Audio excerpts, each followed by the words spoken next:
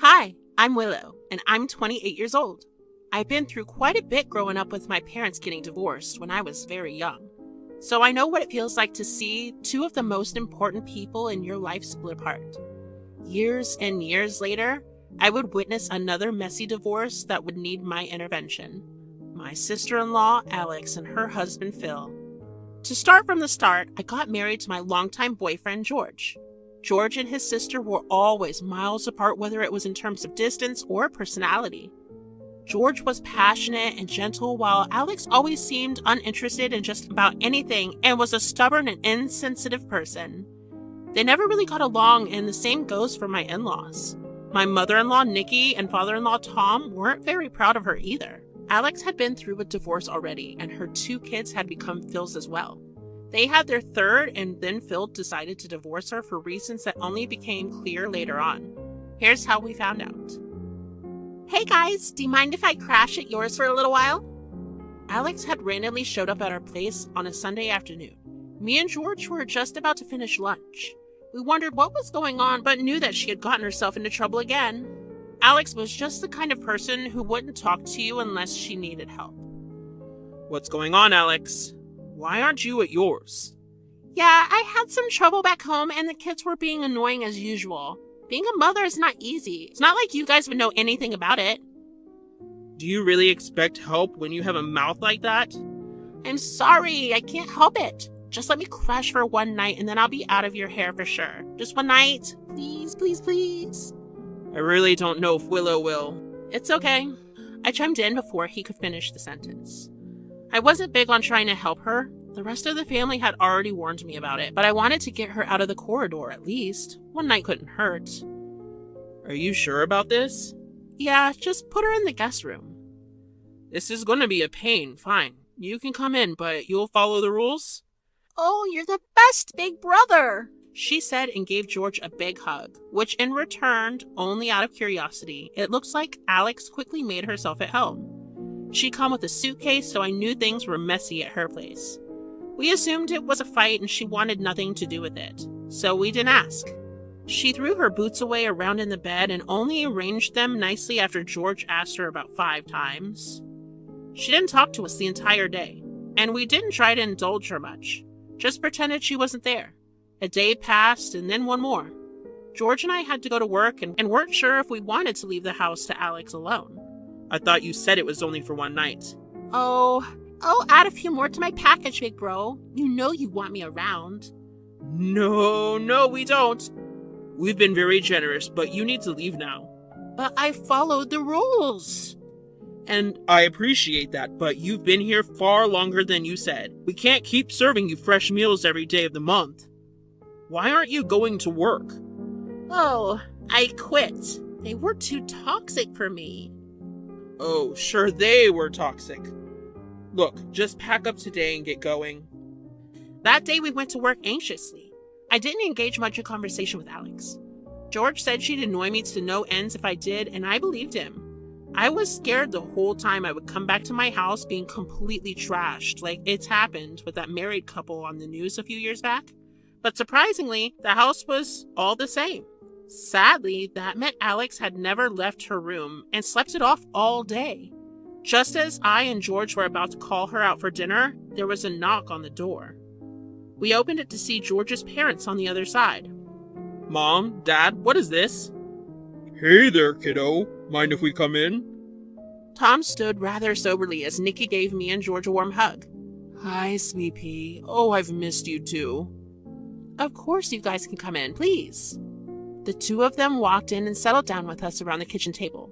They looked rather serious and worried. Tom put his hands on the table and looked grim as he spoke the next words. Have you heard from your sister in a while, George? Me and George exchanged a look. What kind of trouble had Alex made now? We knew something was wrong, but this wrong? So you have. How much do you know?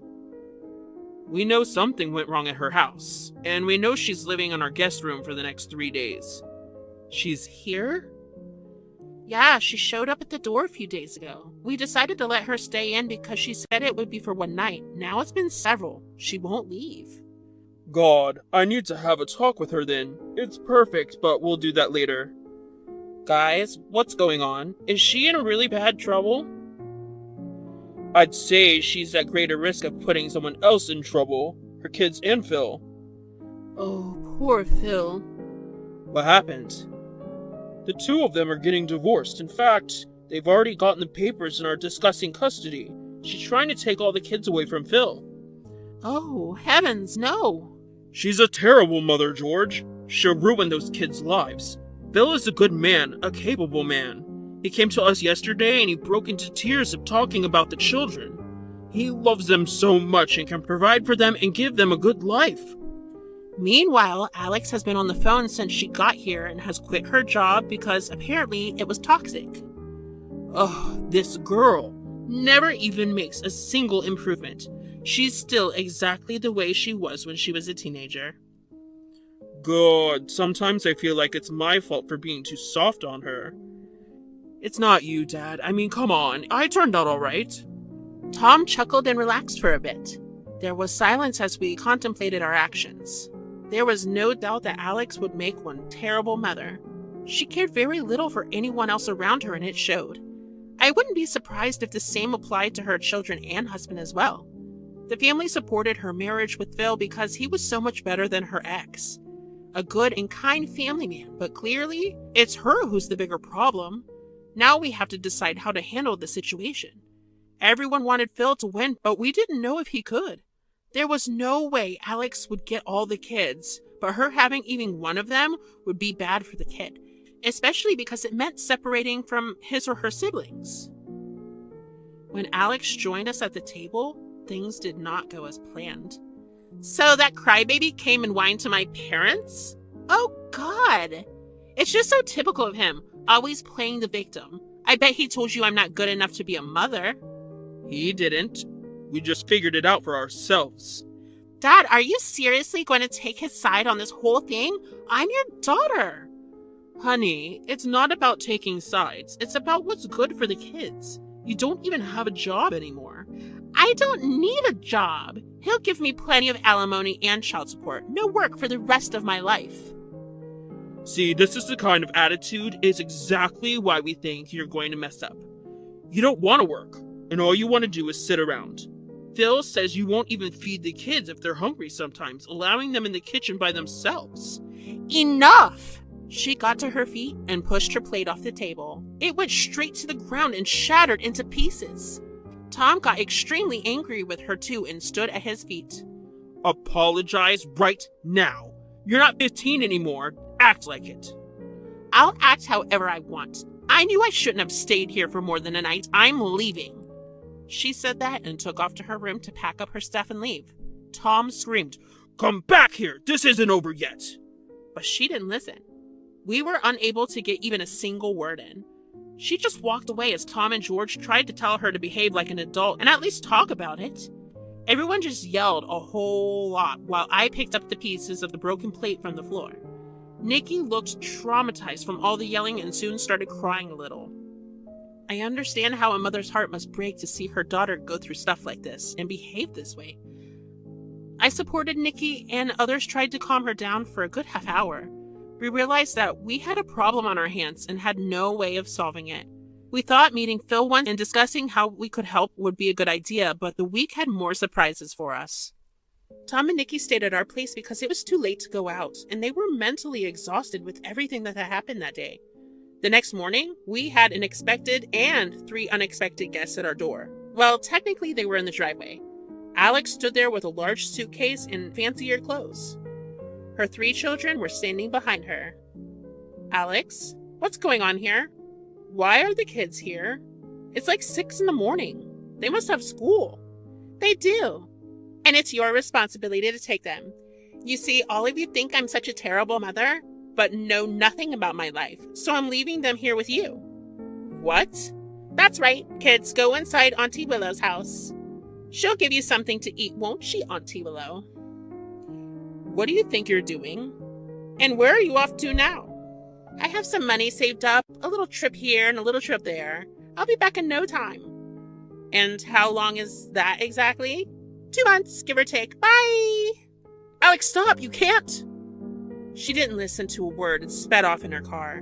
The kids had already gone inside and the door was open. I felt a weight on my shoulders that I've never felt before. Alex was right about me never being a mother. I and George didn't want to be a parent because it wasn't our way of life. At least not then. But taking care of 3 kids so suddenly when their mother just went off on a trip, it was outlandish. I went in and gave the little ones some cereal and milk and told them that there would be no school that day. George was a light sleeper and woke up because of all the commotion, so we let the kids snuggle in on our bed. I'm going to call the kids Junior, Phil's son, Paul and Kitty, Alex's kids from a previous marriage. These are not their real names, just trying to protect their identity. Do you think Phil knows about this? What, that she left us at our door suddenly? No, I wouldn't think so. We should call and ask. Okay, wait. He rang Phil up and he picked up faster than we could blink. Hello, George. Phil, hi, listen, I just want you to know that the kids are with us and they're okay. Oh, thank God, I was about to call the police. I thought she took them with her and went to Mexico or whatever. They're all right? They're all with you, right? Yes, all 3 of them are here and asleep in our bed. You can come and take them later if you'd like. I'd say they should sleep a little today, though. Yes, thank you. You have no idea how much relief you just made me feel. I'll come get them in some time. All right, Phil, take it easy. It'll be all right. I feel so bad for him. Yeah. Why a smart man like that ever decides to fall for my sister, I'll never know. Kids, what's going on? You sleep, Dad. This is a lot to take in this early. I was in the army, George.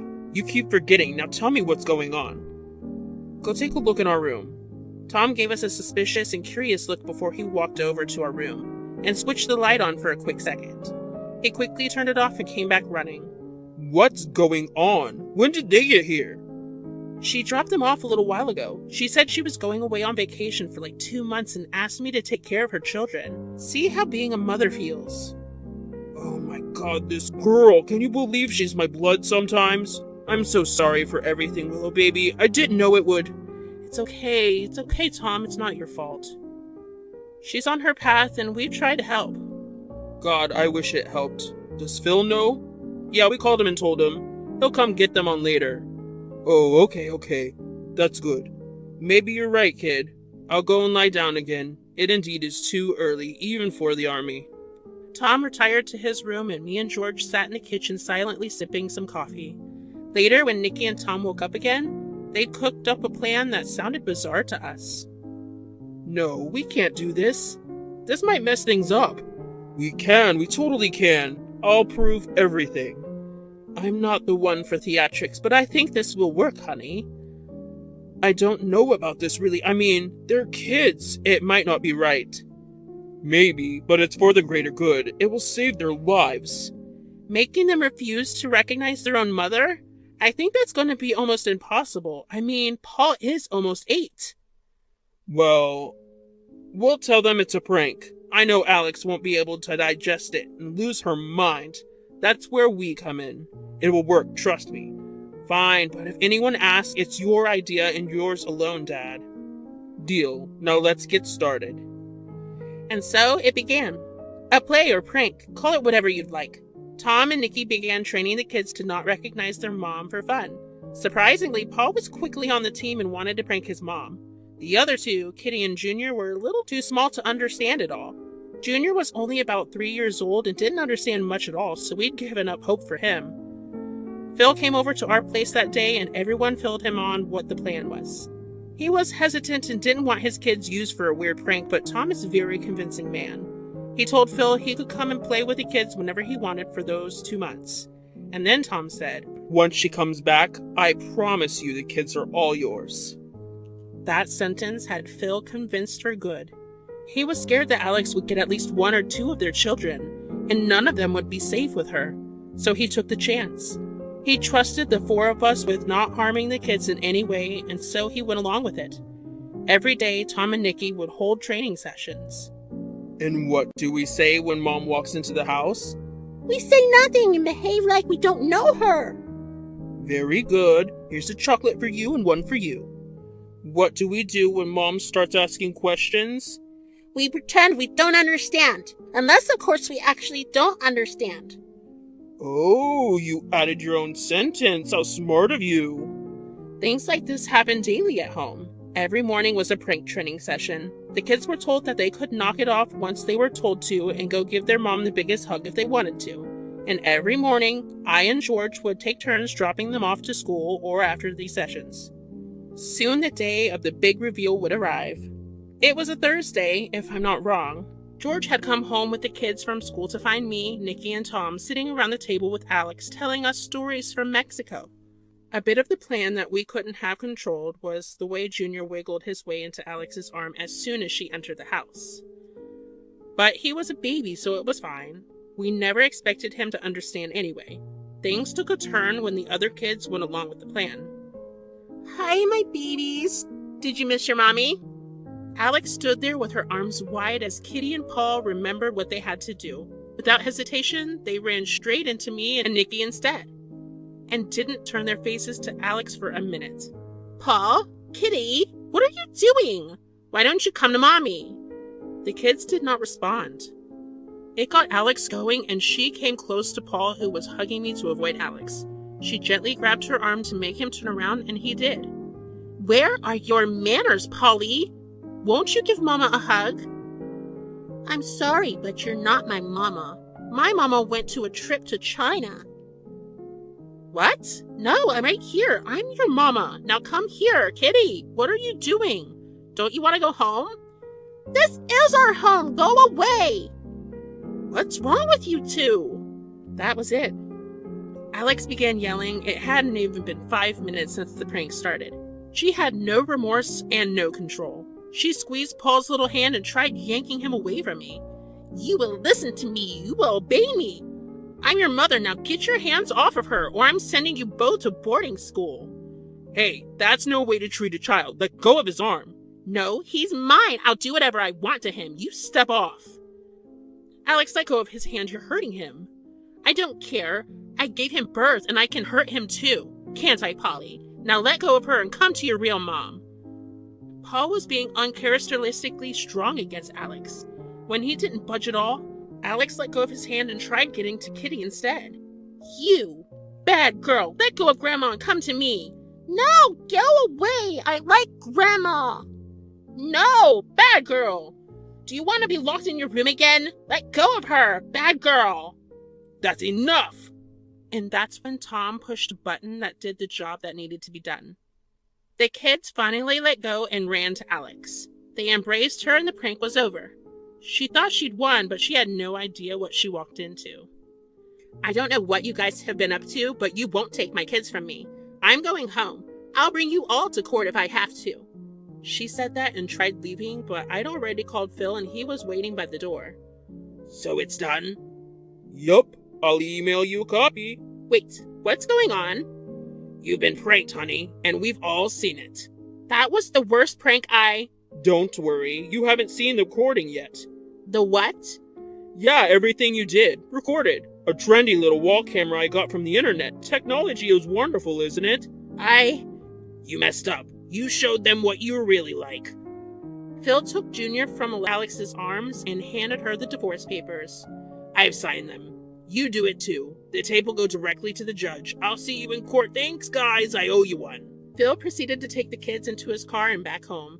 Alex rushed into her car and went somewhere else for the night, probably back to one of her friends' place. The divorce went through a little while later and Alex lost custody. She was still eligible for alimony, and so she managed to get away with that, but Phil got to keep all the kids. Now they visit me and George every other weekend. When they're not at our place, they go to Tom and Nikki's. We didn't need kids. We had these little angels to ourselves. Alex got served cold revenge and justice for the things that she had said to me and done to the kids. It's been 2 years since then. Paul is 10, and Junior has started kindergarten. They see their mom on supervised visits every once in a while, but apart from that, Alex is far away as possible.